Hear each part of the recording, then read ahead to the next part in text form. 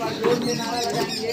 हम बोलेंगे माता सावित्री बाई फुले, आप बोलेंगे अमर रहें अमर रहें। ठीक है, बोले माता सावित्री बाई फुले अमर रहें, माता सावित्री बाई फुले अमर रहें,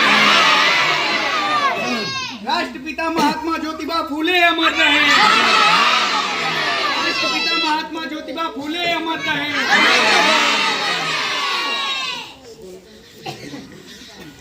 आज इस बड़े गांव में माता सावित्री बाई फुले की जयंती के शुभ अवसर पर हम सभी यहाँ पर एकत्रित हुए हैं। कार्यक्रम के मुख्य अतिथि माननीय इंजीनियर श्रीकांत साहू जी और कार्यक्रम की अध्यक्षता कर रहे आदरणीय श्री घनश्याम दत्त निषाद जी, और यहाँ पे जो भी हमारे छोटे छोटे नन्हे मुन्ने मेरे भाई बहन, और इसके पहले मैं जिन लोगों को यहाँ पे पढ़ाया हूँ सभी मेरे जो भी शिष्य यहाँ पर आए हुए हैं, और मेरी चाची और माता समान सभी महिलाओं को और यहाँ पे उपस्थित सभी लोगों का मैं एक बार जोरदार तालियों से स्वागत करना चाहता हूँ।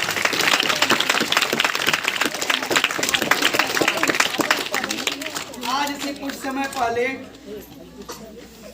कुछ साल पहले हम इस गांव में एक संस्था के तहत आप लोगों को पढ़ाने का काम किए,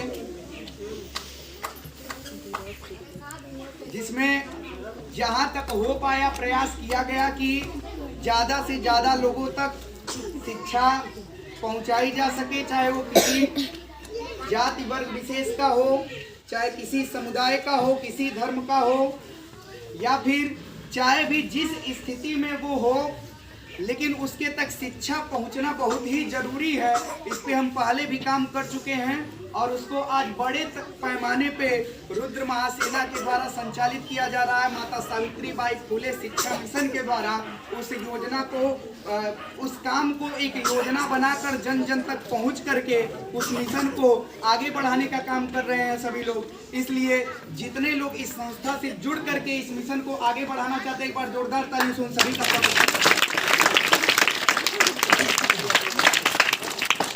आज हम माता सावित्री बाई फुले जी का जयंती मनाने के लिए यहाँ पे इकट्ठा हुए हैं।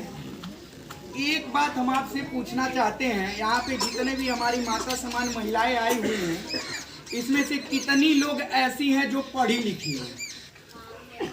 इसमें से कितनी लोग ऐसी हैं जो पढ़ी लिखी? उठाएगा जो लोग पढ़े लिखे हैं। कौन कौन इसमें से पढ़ा हुआ है, एक बार हाथ उठाएगा। अरे आप लोग नहीं पढ़े। अरे बेटा तुम लोग अरे आप लोग नहीं पढ़े हो, उठाओ। जो पढ़ी है वो सब हाथ उठाए। बहुत अच्छी बात। माता कितने लोग, 1 2 3 लोग, कितने लोग यहाँ पर आए हुए हैं, और यहाँ पे जो है 3 लोग मात्र पढ़ाई की हुई है।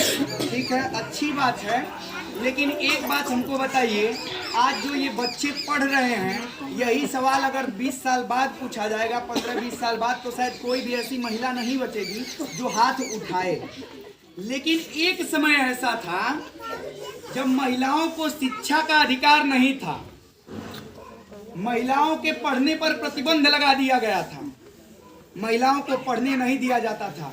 आज हम हाथ उठवाए हैं तो केवल 2 से 3 लोगों का हाथ उठा है। आज से अगर ठीक आप 100 साल पहले चली जाएंगी तो शायद कोई भी महिला, शायद सामान्यतः कोई भी महिला पढ़ी लिखी नहीं थी। इसके पीछे एक बहुत बड़ी साजिश थी कि महिलाओं को केवल चूल्हा चौका बर्तन तक ही सीमित रखा जाए, इनको पढ़ने का कोई अधिकार नहीं है, इनको अफसर बनने का कोई अधिकार नहीं है, इनको डॉक्टर बनने का कोई अधिकार नहीं है, इनको इंजीनियर बनने का कोई अधिकार नहीं है, इनको वकालत करने का कोई अधिकार नहीं है। लेकिन एक बार जब महिलाओं को अवसर मिला आगे बढ़ने का, तो महिलाओं ने ये करके दिखाया कि सबसे पहले जो है चांद पे महिला पहुंची, और आज अच्छे अच्छे जो है प्रोफेशन में महिला अपना नाम कमा रही हैं। इन सबका श्रेय अगर किसी को जाता है तो माता सावित्री बाई फुले को जाता है। माता सावित्री बाई फुले वो महिला थी, जब इनकी शादी हुई तो उस समय ये पढ़ी लिखी नहीं थी। राष्ट्रपिता के नाम से जिन्हें हम जानते हैं महात्मा ज्योतिबा फुले, इन्हीं की पत्नी थी माता सावित्री बाई फुले, और पेशे से राष्ट्रपिता महात्मा ज्योतिबा फुले एक अध्यापक थे।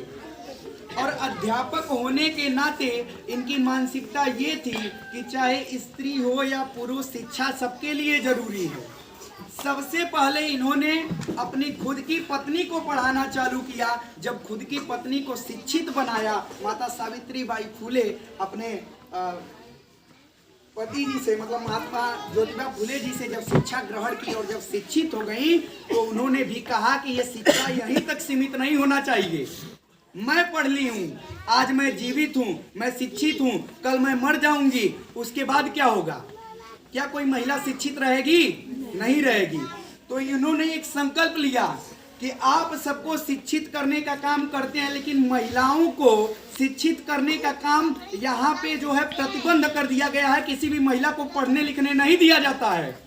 मैं संकल्प लेती हूँ आपके साथ कि आज के बाद महिलाओं को अगर पढ़ाने के लिए जितना भी प्रयास करना पड़े मैं करूंगी और सारे महिलाओं को शिक्षित बना करके जाऊंगी। यह देश की सबसे सर्वप्रथम महिला शिक्षिका कही जाती हैं।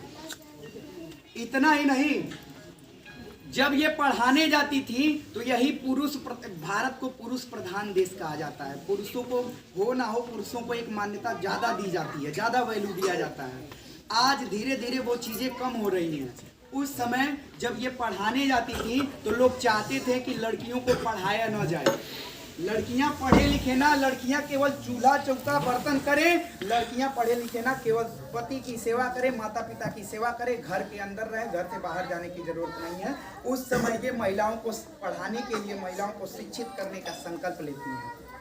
और जब घर से पढ़ाने जाती हैं तो यही जो पुरुष जो इस महिलाओं के पढ़ने के खिलाफ होते हैं, वो इनके ऊपर गंदा कीचड़ा और जो है नाली का उठा करके कीचड़ जो है इनके ऊपर फेंक देते हैं, इनके कपड़ा को बर्बाद कर देते हैं। लेकिन ये महिला कभी भी अपने आत्मविश्वास को कमजोर नहीं होने दिया। वो जब घर से निकलती थी तो एक कपड़ा पहन करके और दूसरा कपड़ा झोले में पॉलीथीन में लेकर के जाती थी। रास्ते में उनके कपड़े पे जब कीचड़ फेंक दिया जाता था, विद्यालय पहुंचने के बाद उस कपड़े को बदल करके दूसरा कपड़ा पहन करके फिर महिलाओं को पढ़ाने का काम किए हैं। एक बार जोरदार तालियों से।